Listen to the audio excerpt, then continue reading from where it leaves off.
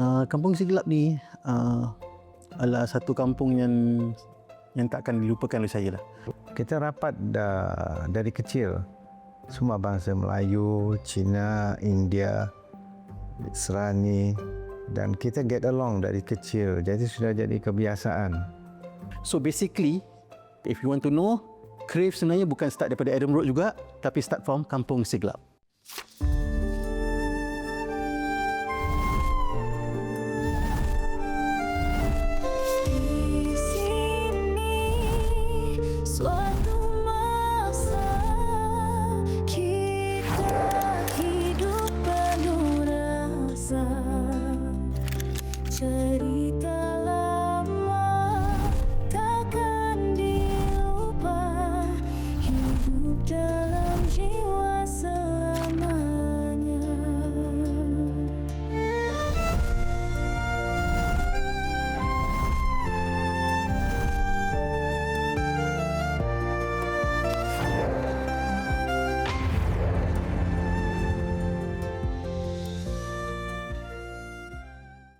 Di sini pada suatu masa, di tepian timur kota Singa, terletak sebuah kampung yang megah, Siglap, sebuah nama yang berbisik indah. Ada yang kata namanya membawa makna si gelap kerana rimbunan lebat pohon kelapa yang menyelubungi langitnya di suatu masa. Ada pula yang percaya namanya muncul dari fenomena gerhana matahari yang menyambut kehadiran penduduk awalnya. Di sini, seorang bangsawan Minangkabau bernama Tok Lasam berlabuh di mana dia membina kampung, membentuk muafakat dan memahat sejarah yang utuh. Jadi di Kampung Siglap tu, waktu saya kecil tu, saya teringat suka sekali suasana kampung yang diduduki oleh orang-orang kita, orang Melayu khasnya, dan sedikit ada bangsa asing lah. Jadi kita ni hidup dalam harmoni. Daerah saya ni Siglap Darat, dia ada Jalan Tuakung. Bila kata Jalan Tuakung tu, itu memang ramai orang-orang bangsa Cina lah. Nah, dan tak kurang bangsa Serani. Mereka bercakap dengan penghuni-penghuni di kampung yang saya duduk tu, cakap Melayu. Saya salah seorang penduduk Siglap hampir 4 abad ya, hingga umur saya 47 tahun lah.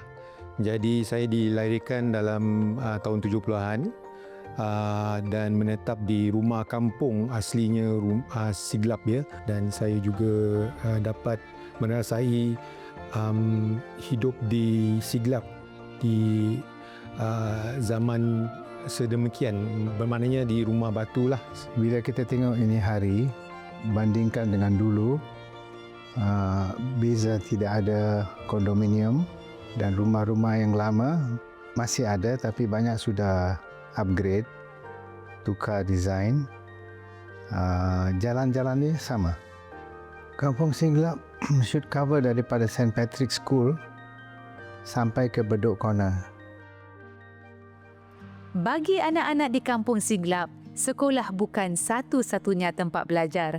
Kehidupan harian di kampung adalah bilik darjah yang sebenar. Dari laut ke kebun dan ke surau, semuanya mengajar tentang hidup. Kadang-kadang arwah nenek saya tu rapat dengan saya, Haji Sauda. Dia kadang-kadang nanti nak waktu petang kan, nak masak atau nak kata orang tea break kan, akan pergi ke belakang tanaman, cari macam seperti pucuk ubi. Dapatkan hasil pucuk ubi tu kita akan goreng. Belakang tu, kalau awak tengok background tu pagar, belakang tu lah sekolah kindergarten saya. Kira is a sebuah rumah orang Serani. Dan dia kumpulkan kira budak-budak situ untuk mengajar lah kindergarten, buat kindergarten kat situ. Kerana dia guru bertauliah.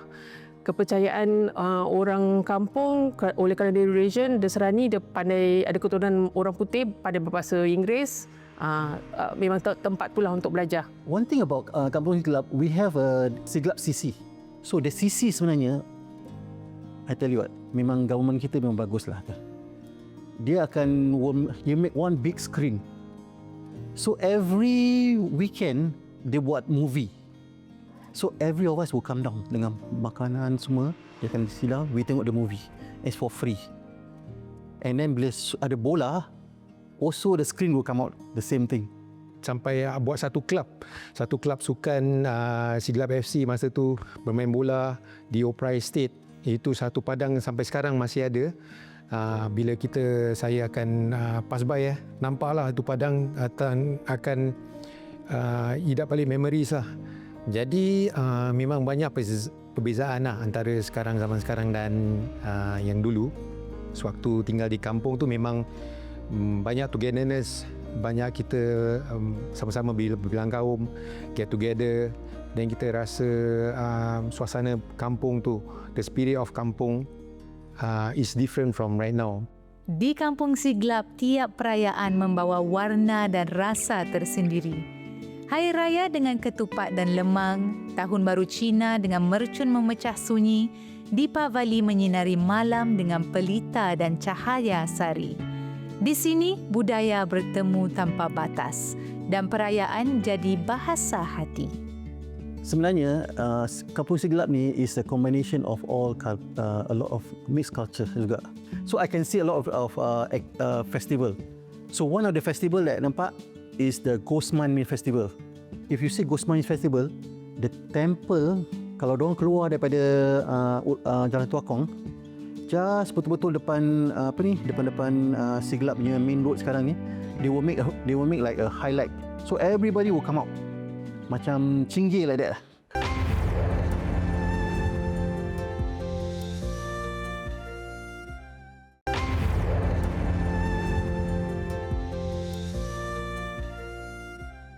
Di Kampung Siglap tersembunyi makam-makam lama, saksi bisu sejarah tersemat. Antaranya pusara Tok Lasam, isteri dan panglimanya, dibalut kain kuning tanda darjat. Batu nisan di bawah rimbun pohon ini menyimpan kisah pemula kampung yang namanya kekal harum dan terus diingat. Seingat saya, waktu saya membesar, waktu kecil saya tak ke depan pergi daerah kubur Tok Lasam, tapi waktu saya dah teenagers lah, tahun 90-an, memang kat situ sudah kita banyak jalan merayap kat situ. Kubur Tok Lasam ni dia ada suami isteri, dengan saya rasa dengan dia punya orangnya lah, ada 3 orang dikebumikan di situ. Ada orang cakap makam, ada orang cakap keramat, tapi saya rasa tu biasalah, itu namanya kubur lah. Tak disentuh dari seingat saya, umur saya sekolah menengah, teenagers, yang teenagers sampai sekarang kubur tu masih ada kat situ. Dan saya rasa ada penjaganya lah, pasal saya tengok kubur tu bersih. That junction tu naik atas tu ada satu kubur dinamakan kubur Kasim, tak salah saya. Masih ada sekarang. Memang daripada dululah tu kubur. Kadang-kadang ada kita baca tentang cerita seram. Ada juga kubur lain daerah sana di Umunci Road. Tak ramai yang orang tahu. Banyak kisah seram juga yang orang pernah dengar, saya pernah dengar lah. Berdepan dengan kubur, bertentangan dengan kubur tu ada satu kedai makan ikonik, iaitu Mas Ayu. Mas Ayu ni kalau yang banyak datang pergi makan lah, kira makan waktu sarapan, waktu supper, tu banyak artis berkumpul. That's the best spot kalau nak jumpa artis-artis lama. Kampung Siglap terkenal dengan selera lazat yang beraneka. Warung kecil menghidang nasi lemak, mi rebus, kuih-kuih tradisi dan laksa. Setiap suapan bukan sekadar rasa, tetapi cerita kampung yang hidup di jiwa. Kedai Mas Ayu tu memang lama kat situ. Kalau saya jalan tu, memang kita anak beranak kalau suka makan, dia orang dah biasa kan. Dia tempat kedai Melayu tu lah satu. Jadi dia biasa dengan wajah-wajah anak-anak saya dan ini banyaklah. My grandfather sebenarnya dia very popular. During that time, he's popular, they call it kadi roti. So kalau orang yang tinggal Kampung Siglap, dia mesti kenal kadi roti. My grandfather will always dengan basikal dia, dengan basket di belakang, dia akan get this roti Perancis roti. So he will move around daripada Kampung Siglap sampai ke Teluk Kurau, ke Ulu, everywhere. I think he's one of the kira artis Kadir Roti. Sampai sekarang orang akan ingat. Kalau cakap Siglap, jangan lupa laksa dia. Laksa dia memang baik, baguslah. Sebab saya teringat kalau masuk kecil saya tunggu. Bila penjaja dia bawa bakul. Dalam bakul tu ada laksa, ada kuahnya, ada daun-daunnya, daun kesum, ada dia punya sambalnya. Jadi kita pilih. Dia laksa dia tu laksa bukan macam sekarang. Kita perhatikan laksa sekarang macam mie kan, biasa kasar. Dia laksa cap macam cantik lah. Dia pasal dia buat tu dia gunakan batu tu dikeliling, dia taruhnya tepung beras. Jadi itu cara diorang buat laksa. Tapi memang terkenal laksa Siglap. Sekarang saya dah run Crave Nasi Lemak. Mana startnya daripada nasi lemak tu is from my grandmother. So my grandmother ni sebenarnya dia kalau masak dia tak lokek lah. Dia tak lokek. Dia kalau masak ingredient dia tu mesti nak perfect. Dia akan letak dalam bakul dan kita akan bawa, kita akan kasih. It's something like now they call it dia panggilkan home based business lah kira. Siglap terkenal dengan kelibat haiwan kecil yang unik dan lincah di malam hari. Di celah pohon kelapa dan kebun kampung, si musang mencari buah dan manisan menjadi sebahagian warna unik kehidupan penduduk tempatan. Jadi waktu rumah batu tu saya tak tahu dah mula banyak musang. Kita ni sebenarnya dari dulu rumah kampung, sebelah rumah kampung tu ada longkang kecil. Dan bila rumah batu dibuat, longkang kecil tu diperbetulkan. Bila longkang kecil tu diperbetulkan, dah mula mungkin kerana keliling rumah daerah tu dah mula pembangunan rumah-rumah baru. Kat longkang-longkang tu celah-celah dia dah mula lubang-lubang, tikus dah masuk. Bila tikus dah masuk, ada ular. Jadi waktu tu kita terasa kenapa rumah kita bermula asyik dengar kerak-kerak pasal daerah kita kira setahu saya tak ada kucing sangat yang di situ. Jadi bunyi macam cakar-cakar, macam bunyi binatang, dan bunyi binatang ni lain daripada lain, bukan bunyi kucing. Jadi masa tu pergi cek seekor musang kecil melekat pada pelekat. Di sini pada suatu masa, Kampung Siglap pernah menjadi pentas dunia perfilman Melayu. Studio Cathay Keris berdiri megah melahirkan filem-filem klasik yang popular di layar perak. Dan di kawasan itu kalau orang yang dah biasa dah tahu, di situlah banyak syuting dari Cathay Keris. Itu yang saya teringat Nordin Ahmad, dia berlakon Sultan Mahmud Mangkat di Julang kat situ. Banyak lagi lah pelakon Rahim kat situ, Amin pun kat situ.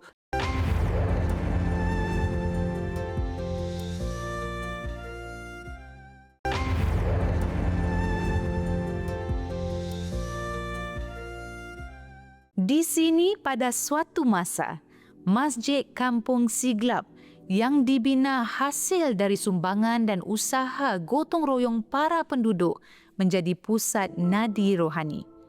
Dari hari pertama ia dibuka hingga kini, masjid ini menjadi saksi perubahan zaman sambil terus memelihara semangat komuniti. Masjid Kampung Siglap, kalau you all perasan dia kenapa Kampung Siglap? Sebab kampung. Sebab kalau saya nak pergi ke masjid tu, yang sekarang lah, saya kena pergi jalan lain.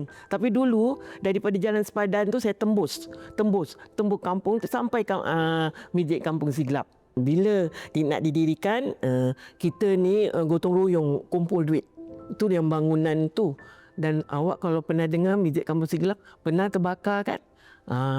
Itu kejadian, tapi dia tak war-warkan. Tapi waktu tu bila terbakar asap dia tu, bila saya nak balik daripada kalau silap dengan berkereta nak balik dari daerah Kalang, saya nampak asap.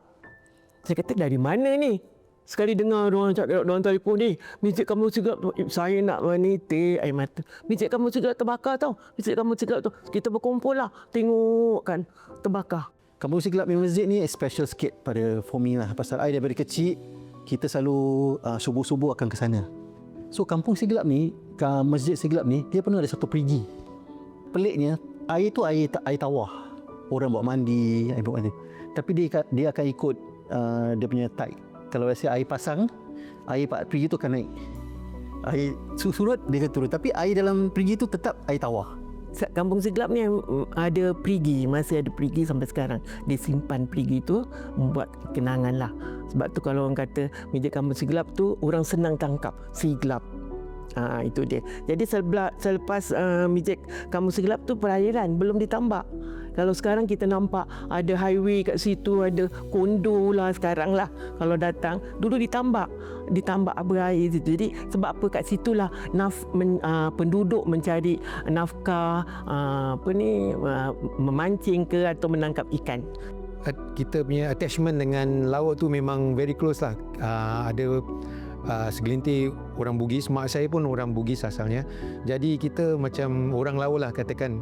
Jadi untuk saya, I will just go across 10 minutes, 15 minutes walk from rumah kampung tu ke laut dan pergi mandi-manda.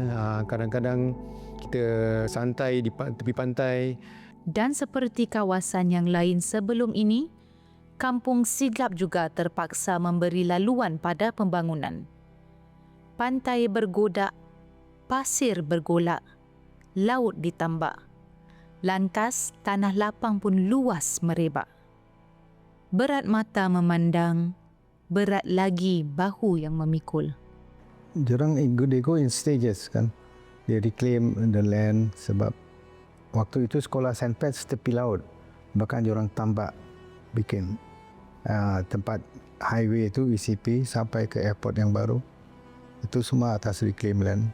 Sejap-sejap kita pun tak sadar ini tu tutup, makin besar, makin lebar. Kerajaan suruh buat rumah, kebanyakan orang-orang kat situ dia jual balik lah. Kerajaan bagi sama ada nak jual rumah ke, itu terlibat seluruh Singapura masa tu, Kampung Melayu, Pacitan, semua tu lah. Jadi rumah saya pun terlibat. Tapi Alhamdulillah saya dapat buat rumah batu di tempat yang sama, tapi alamat dia lain.